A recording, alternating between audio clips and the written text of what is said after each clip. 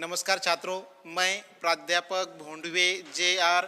KB. रोहमारे कनिष्ठ महाविद्यालय कोपरगांव हिंदी के ऑनलाइन लेक्चर में आपका स्वागत है। 11वीं हिंदी योग भारती पाठ क्रमांक 8 तत्सत लेखक जैनेन्द्र कुमार। इस पाठ का अध्ययन आज के वीडियो में करेंगे। सबसे पहले लेखक का परिचय देखेंगे। जैनेन्द्र कुमार जी का जन्म 2 जनवरी 1905 को अलीगढ़ में हुआ।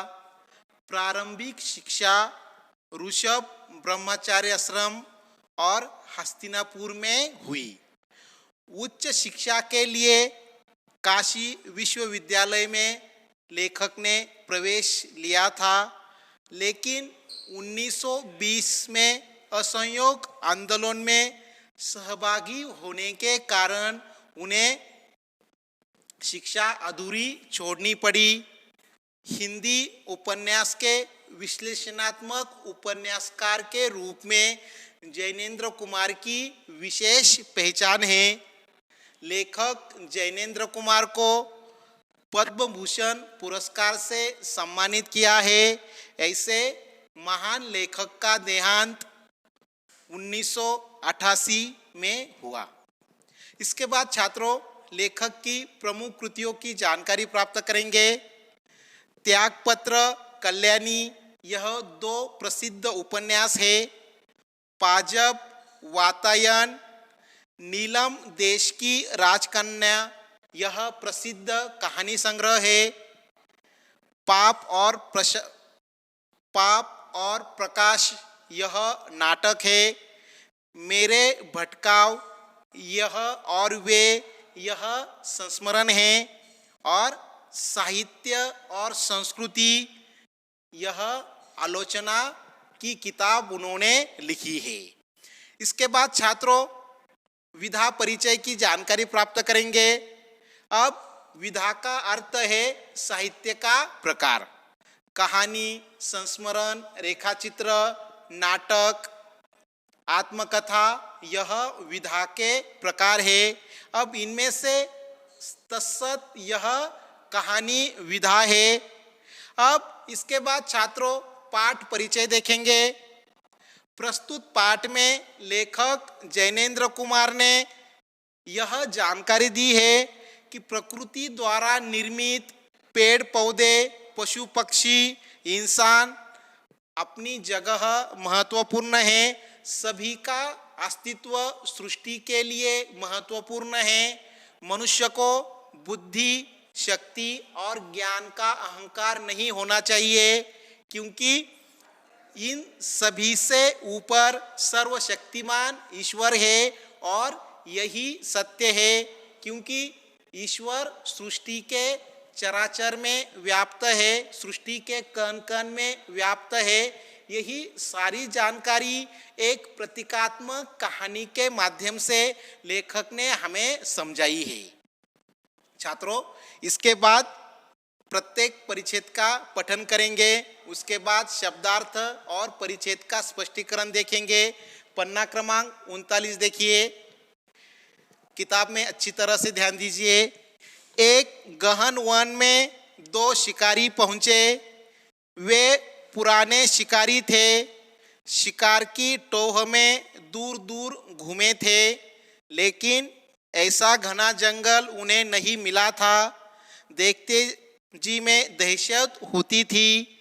वहाँ एक बड़े पेड़ की छांव में उन्होंने वास किया और आपस में बातें करने लगी। एक ने कहा, ओह कैसा भयानक जंगल है। दूसरे ने कहा, और कितना घना। छात्रों यहाँ तक के परिच्छेद का स्पष्टीकरण देखेंगे। सबसे पहले इस परिच्छेद में कुछ कठिन शब्द आए हैं, उसकी जानकारी प्राप्त करेंगे। कठिन शब्द आप अपने नोटबुक में अच्छी तरह से लिखिए। शब्द संपदा के लिए यह महत्वपूर्ण कृति है। टोह, इसका अर्थ है खोज। दहशत, इसका मतलब है भय। छाह, इसका अर्थ है छाया। छात्रों इस परिच्छेद का स्पष्टीकरण देखेंगे। एक घने जंगल में 2 शिकारी पहुंचे। अब यह जो जंगल है वह दूर दूर तक फैला हुआ था और काफी घना और भयानक था। अब ऐसे में यह दो शिकारी एक पेड़ के नीचे बैठे हैं और वन के बारे में आपस में बातचीत कर रहे हैं। एक शिकारी कहता है कि यह कितना भयानक जंगल है और दूसरा कहता है भयानक के साथ साथ यह काफी घना जंगल भी है। दो शिकारियों के बीच में जंगल को लेकर बातचीत चल रही है। अगला परिच्छेद देखिए। कुछ देर बात कर विश्राम करके वे शिकारी आगे बढ़ गए। उनके चले जाने पर पास के शीशम के पेड़ ने बर्ड से कहा, बर्ड दादा, अभी तुम्हारी छाह में यह कौन थे? वे गए। बर्ड ने कहा, हाँ गए, तुम उन्हें नहीं जानते हो? शीशम ने कहा, नहीं, वे बड़े अजब मालूम होते थे। कौन थे दादा? पहले कभी नहीं देखा उन्हें। छात्रों, इस परिच्छेद का स्पष्टीकरण देखेंगे। अब शुरू में मैंने आपको बताया है कि यह जो कहानी है वह एक प्रतीकात्मक कहानी है। अब ऐसे में ये जो दो शिकारी है उन्होंने पेड़ की छाया में थोड़ी देर के लिए आराम किया और उसके बाद वह आगे चले। शीशम का पेड़ बड़ दादा पेड़ से कहता है, यह आपकी छाया में जो दो लोग बैठे थे, आखिर यह कौन है? तुम्हारी छाया में यह कौन बैठे थे? अब ऐसे में बड़ दादा शीशम से कहता है कि तुम इन्हें नहीं जानते। शीशम कहता है कि मैं इन्हें बिल्कुल नहीं जानता। अब इन दो शिकारियों की जानकारी बड़ दादा शीशम के पेड़ को दे रहे हैं। अगला परिच्छेद देखिए। दादा ने कहा, जब छोटा था तब इन्हें देखा था। इन्हें आदमी कहते हैं। इनमें पत्ते नहीं होते, तना ही तना होता है। देखा वे चलते कैसे हैं? आपने तने की दो शाखा पर ही चलते चले जाते हैं। शीशम ने कहा, यह लोग इतने ही ओछे रहते हैं, ऊंचे नहीं उठते, क्यों दादा? दादा ने कहा, हमारी तुम्हारी तरह इनमें जड़ें नहीं होती। बड़े तो काहे पर, इससे वे इधर उधर चलते रहते हैं। ऊपर की ओर बढ़ना उन्हें नहीं आता। बिना जड़ न जाने वे जीते किस तरह है। अब देखिए छात्रों, यह शीशम का पेड़ इन लोगों को नहीं जानता। अब इनके बारे में बड़ दादा शीशम के पेड़ को बता रहे हैं कि वह कहते हैं कि जब मैं छोटा था उस वक्त मैंने इन्हें देखा था। अब ऐसे में इन्हें आदमी कहते हैं। हमारी तरह इन्हें पत्ते नहीं होते और वह दो शाखाओं पर चलते हैं। हमारी तरह इनकी जो जड़ें हैं वह जमीन के अंदर नहीं रहती। अब ऐसे में शीशम के पेड़ को यह प्रश्न पड़ता है कि इनकी जो जड़ें हैं वह उनकी तरह जमीन के नीचे नहीं रहती, तो आखिर यह लोग कैसे जीवित रहते होंगे? यानी कि जंगल के जो पेड़ पौधे हैं, प्राणी हैं, वह इन लोगों से अनजान हैं और बड़ दादा बाकी पेड़ों को, पशु पक्षियों को, प्राणियों को इन मनुष्य की जानकारी दे रहा है। अब देखिए आगे। इतने में बबूल जिसमें हवा साफ छनकर निकल जाती थी रुकती नहीं थी और जिसके तन पर कांटे थे, बोला, दादा ओ दादा, तुमने बहुत दिन देखे हैं, यह बताओ कि किसी वन को भी देखा है? यह आदमी किसी भयानक वन की बात कर रहे थे। तुमने उस भयावने वन को देखा है? शीशम ने कहा, दादा हाँ सुना तो मैंने भी था। वह वन क्या होता है? बड़ दादा और शीशम के बीच में मनुष्य को लेकर बातचीत चल रही है। उतने में वहाँ बबूल का पेड़ आता है।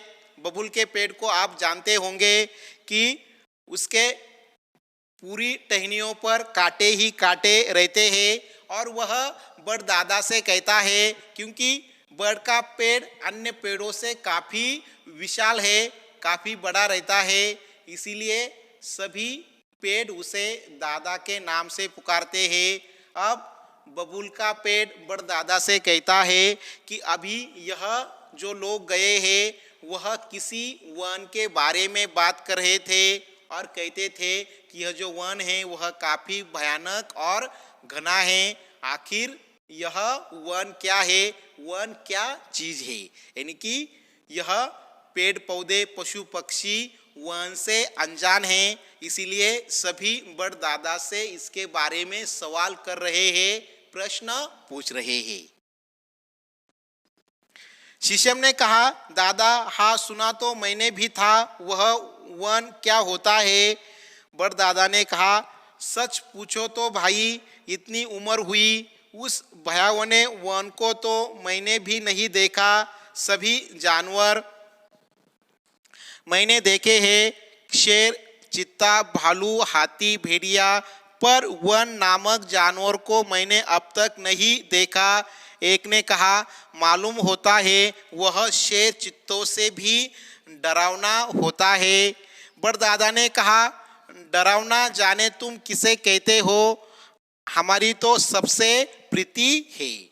अब ऐसे में यह बबूल का पेड़, शीशम का पेड़ यह कहते हैं कि यह मनुष्य किसी भयानक वन के बारे में बातें कर रहे थे, आखिर यह वन क्या है? अब ऐसे में बड़दादा कहता है कि मेरी इतनी उम्र हो गई है, मैं तुमसे बड़ा हूँ, लेकिन सच कहूँ तो मैं इस वन को नहीं जानता। यह कौन सा जानवर है मैंने अभी तक नहीं देखा।